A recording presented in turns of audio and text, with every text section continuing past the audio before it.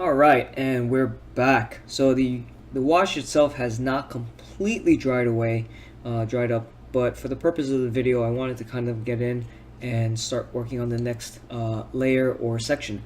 Now, one of the things that you guys might be questioning is, hey, how come you didn't use the Drakenhof Nightshade, the blue wash on the Ultramarine or the Macragge blue paint that we used? And the reason for that is just more personal. The Drakenhof Nightshade, I feel, will tone down the blue to a really dark, like deep blue. But what I wanted to do was use Agrex Earthshade, and for the reasons that when it dries, it kind of gives it does darken the tone a little bit, but it gives it more of the natural dirt and grime type look, where, if you have mud or something like that that dries up, or dirt, and after a while with wear and tear, that it'll turn more, quote, dusty and brown rather than a dark blue. So that was more of a personal preference of me using the Agrex Earthshade versus the Drakenhof Nightshade. Okay, so with that said, we're gonna move on now, and we're gonna take the gold that comes in the box set.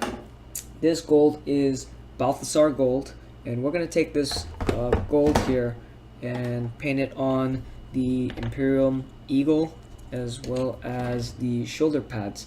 Not the entire shoulder pad, but the trimmings. So let's go ahead and open up this pot. And again, I'm gonna move the paint over to my paint palette over here and add a touch of water to it, and then we'll use the brush. Now I've noticed that the brush does a flat edge and then a wider edge. I'm gonna use the flat edge excuse me, to get the bulk of the metallics on, and then I'll use the thinner edge for like the trim over here. So again, this is Balthasar's gold, and now you really want to be careful as you paint this gold now, because now we're getting into what I consider detail work. And what I mean by that is we're not going to be just spreading the paint around everywhere and going paint happy. What we want to do is just focus in on some of the quote details and pick those off with this brush. So you really don't want to get in there too aggressively. Take your time painting it, because you don't want to ruin your hard work of putting the blue and the shade and everything down by aggressively getting in there with this gold and then painting something that you don't want to paint gold. Okay, so there we have the eagle on the chest, and now it's time to do the shoulder pad or the trim work. So again, I'll transfer some more paint over. It's great to transfer over paint to a palette, because what you can do is control how much paint goes on your brush, and then you can actually control how much paint you're going to be putting down, rather than putting a glob of paint on the brush straight from the pot and then putting it on, where you'll have less control and you won't be able to place the paint where you want it.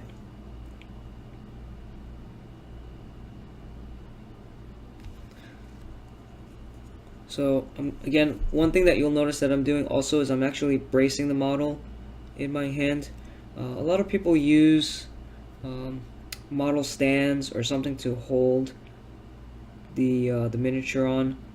For example, they'll use blue tack or something on the bottom of the base and put it to a wine cork or something like that to hold the miniature.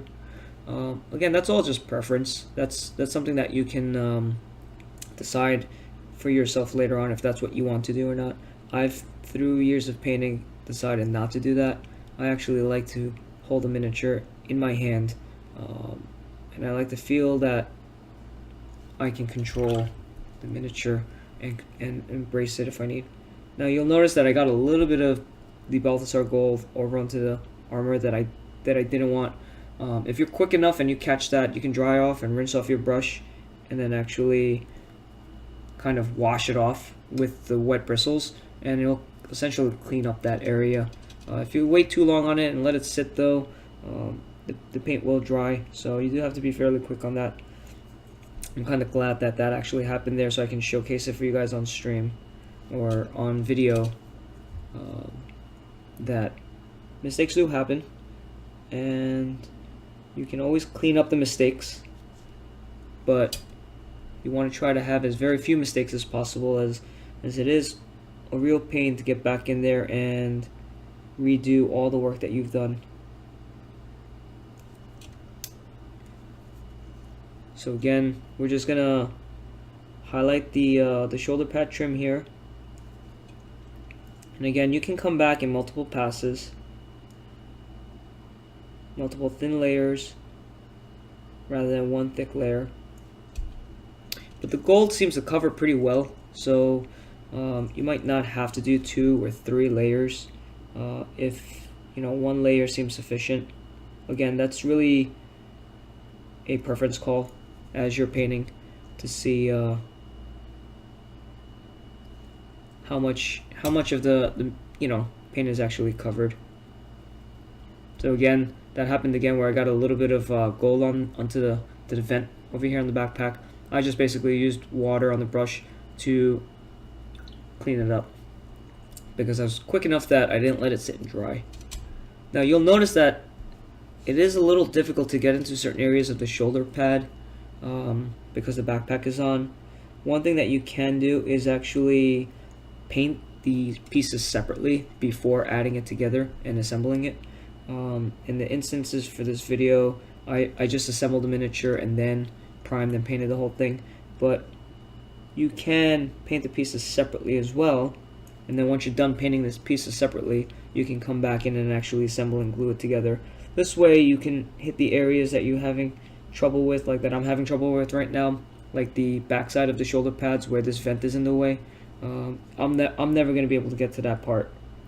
Now there are some parts of the Mini, like you'll never see that part once it's painted. However, just for ease of mind, sometimes to be able to get in there, you might want to paint it separately and then assemble. So there we go. We've pretty much finished off with painting the gold on there. So instead of cutting the video here, what I'm going to do is I'm going to actually go straight into painting the silver. This silver is lead belcher, and we're going to be painting the bolt gun and a couple of little areas like the grenades and vents with this silver.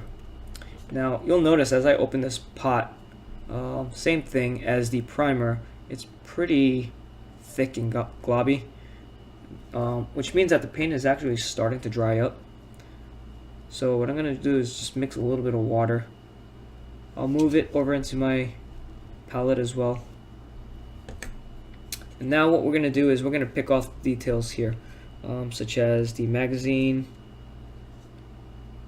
okay, and the chamber of the bolt gun. Again, just take your time. You don't want to rush and not take your time and then get the silver on miniatures that you don't want silver on.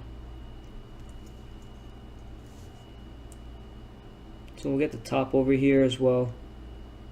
And you'll notice that I have some blue and some gold on the bolter. That's okay because the silver will cover it up.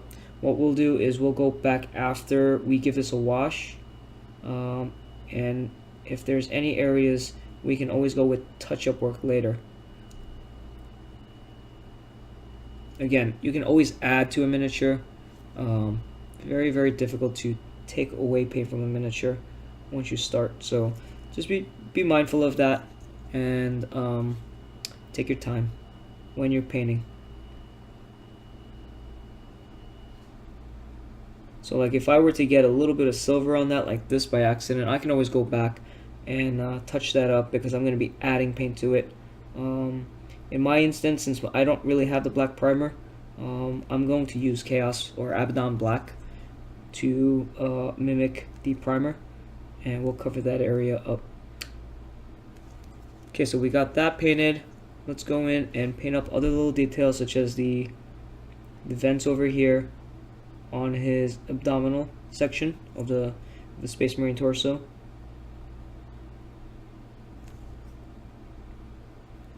Okay, and then we'll also paint these grenades with the silver as well.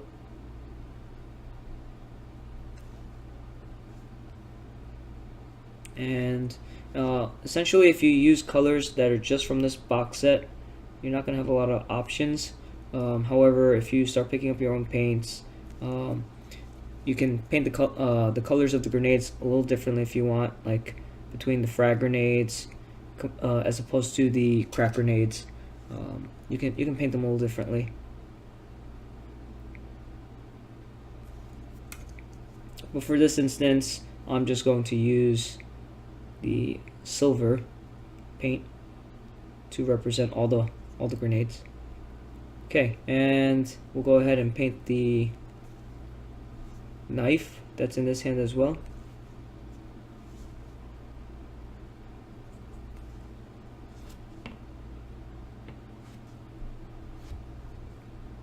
And as you can see that in this paint pot, I'm just viewing it now, there's this white cloud type colored looking liquid. That's basically varnish that they've mixed in with the paint. Basically, I was shaking up the pot, but it wasn't mixing thoroughly with the silver. Again, that's just a sign that the paint is starting to slowly dry.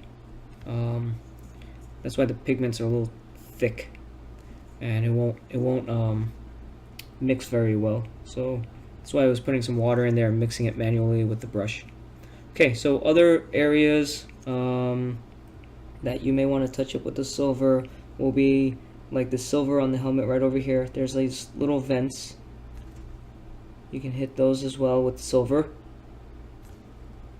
And I think that's about it with the silver on this miniature.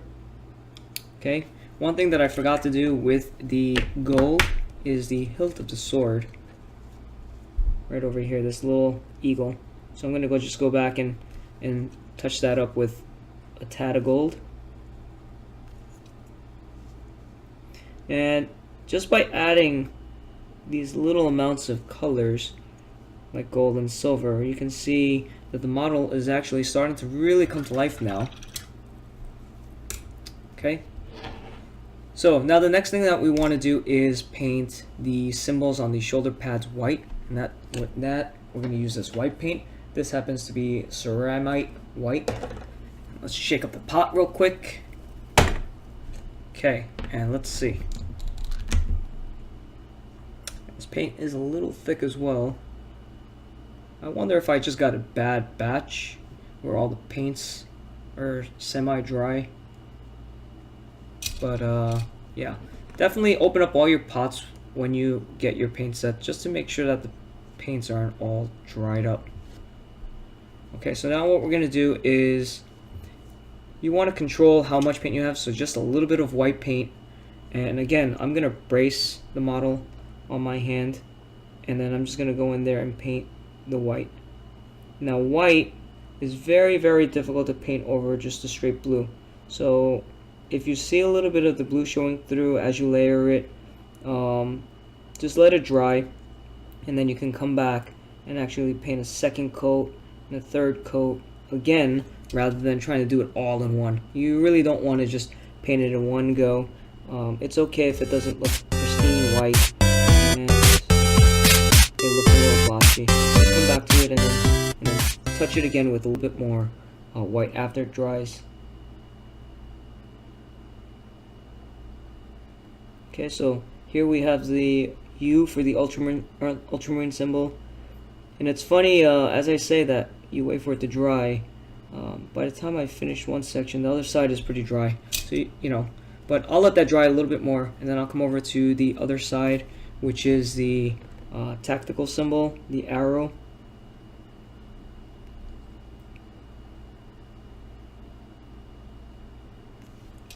Okay, let's add a little bit more water to this white paint, just so that it flows off the brush just a little bit better.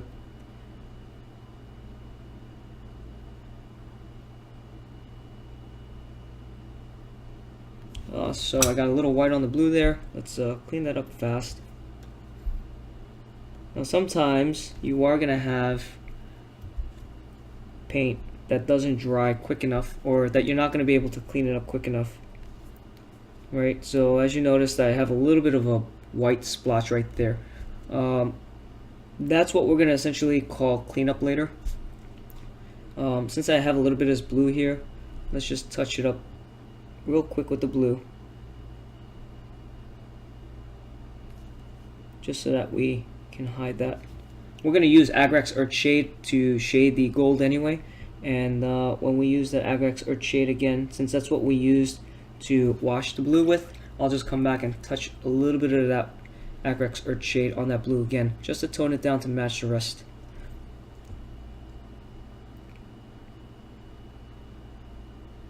Okay, so the white's pretty much drying up as we paint it, so I'm gonna just continue and layer down some white on top as it dries.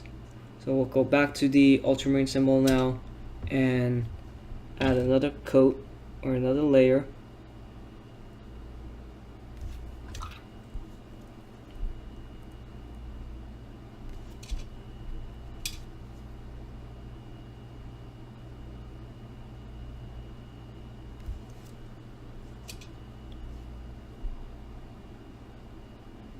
Okay, so I did make another mistake on this side, so I'll have to come back and clean it up again.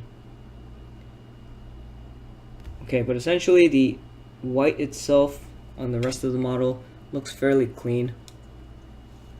We'll add one more coat to the other side over here, and then we should be finished with the white.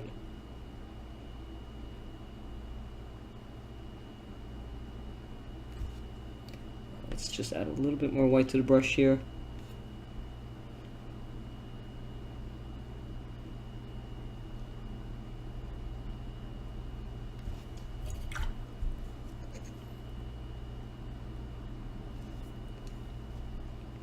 Okay, there we go. So there's the white.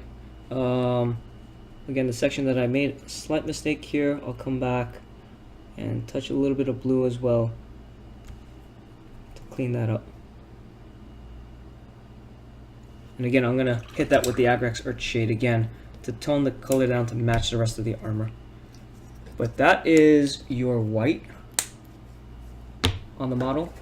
And with that being said, this model, with the exception of the eyes, is pretty much ready to paint, ready to play. The only other thing that we have to do again is clean up the black here.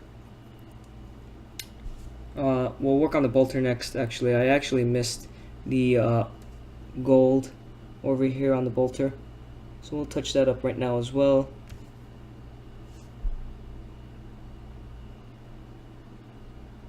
There we go. There's a gold that's on it. And again, you don't have to worry too much about getting it on the black, because now what we're going to do is use the primer. Like I said, I don't have the primer because mine was dried, so I'll just use Abnon block paint. And what you do is any sections of the model that has any other color that you don't want, you can go back over it and then paint it with the primer. And so I'm going to go ahead and use...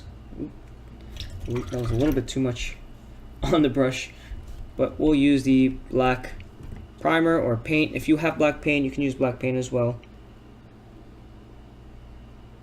And we'll clean this up. Now in my instance, because I didn't prime it black, because my black primer was dry and I primed it with a dark gray, I'm going to have to paint over the entire section so that it's uniform in black. Otherwise I'm going to get splotches of black with dark gray. So make sure that if you guys are going to prime with the black primer, it should be okay to just add a little bit of primer back to touch it up. But if you do prime with something else, let's say like a gray like I did, then make sure that you use the black paint or primer over the entire area of the section you're working on, such as in my case the entire bolter. This way you get a uniform color throughout the entire piece.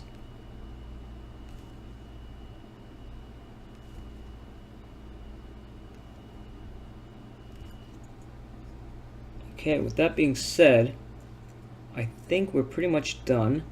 Now to really highlight and accentuate the model a little more, sections like the back over here in between the joint or the armor, you can actually use your primer to get in there and paint that as well.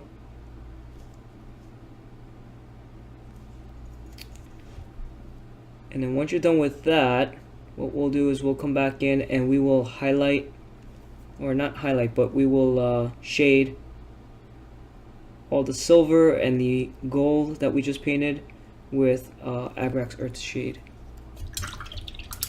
So let's dry off the brush real quick, and then let's get the Agrax Earth Shade wash out.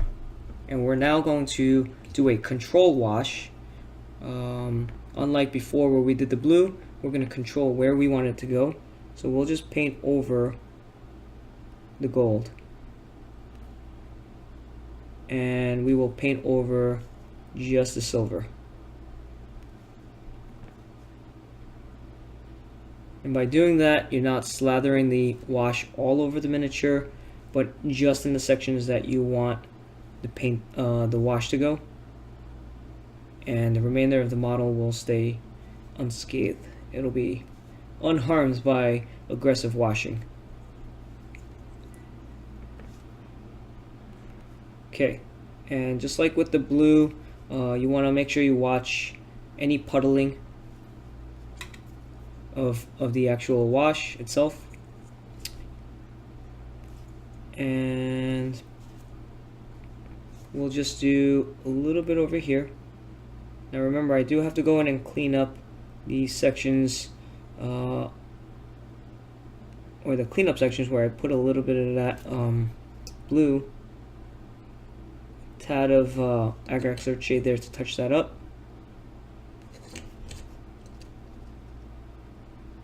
If you get a little bit of the Agrax Earth Shade in between the blue and the shoulder pad trim, you'll notice that I'm getting a little black line or dark line where the armor plates meet, and that's okay, because once that dries, it'll give a nice separation of the actual sections, and that's what we call contrast. Having a nice dark area there will tend to automatically let you break up the miniature into different segments and parts, and allows the miniature to be more presentable without looking too flat and monotone. Okay, so with that, we are done painting our Ultramarine. The only exception again is the eyes. With the eyes, you can either paint it gold, you can paint it blue. You probably don't want to paint it blue because the armor is blue, right? But you can paint it black with the primer. You can paint it gold. Now the last thing we need to do is basing. In order to do basing, we're going to take the basing paint here, which is called Agrarian Earth. This is a texture paint, and it's pretty thick. What we'll do is we'll open this up, and then this stuff you want to lay down pretty thick, and you don't want to water this down. Okay, so do not water this down, and just dab it on to the base over here. Try to avoid getting it on all over the feet of the miniature. And now with the Agrarian Earth, what's nice about this, as the texture paint, as this dries, it'll start to crack. So the thinner layer that you put down, the thinner the cracks and the smaller cracks will be. The thicker you put it on, you'll get nice thick cracks on the miniature, and it'll look really, really nice.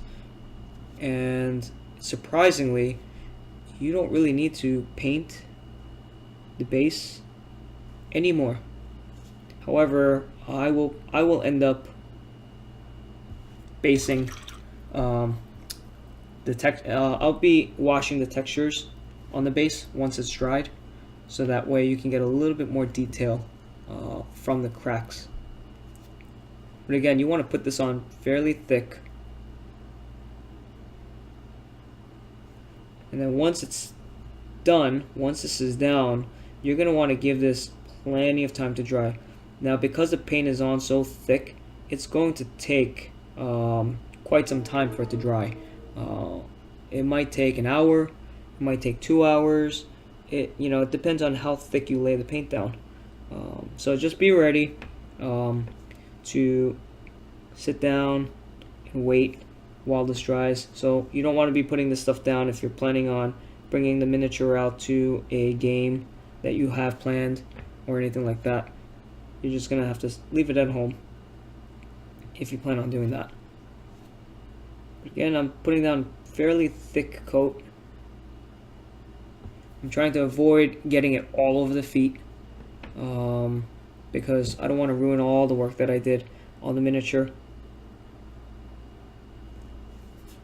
I got one more section here that's closer to this bottom foot here. There we go. And then what you could do is just take extra if you want and just slather it on where you want on the base. Again, it's a texture paint, has to be thick, should not be diluted with water, and you should just go nuts with it on the base. And the more you put on, the cooler the base will look, the cooler the cracks will look, and it'll really make your model stand out. The new texture paints from Citadel are wonderful. They're wonderful to work with.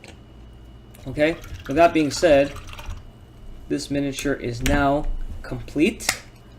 Once dried, as I mentioned in a previous video, you can seal it with some sort of sealant, and it's ready for play. Really don't need to do anything more than that. So if you guys like this video, please hit that like button and subscribe. I know the video was a little longer than usual. It was quite long, but I wanted to do everything live with you rather than speeding it up. So put that in the comments below if you guys enjoyed that as well, or if you want me to speed it up, or if you want more series where I do live painting without speeding up the video so you can see every little detail. So again, make sure you guys hit that like button and subscribe. If you want to see me painting live as well, I do paint weekly, every weekday, pretty much on Twitch. I'll have a link in the description below. Alright, thank you everyone, and I hope you enjoyed the video.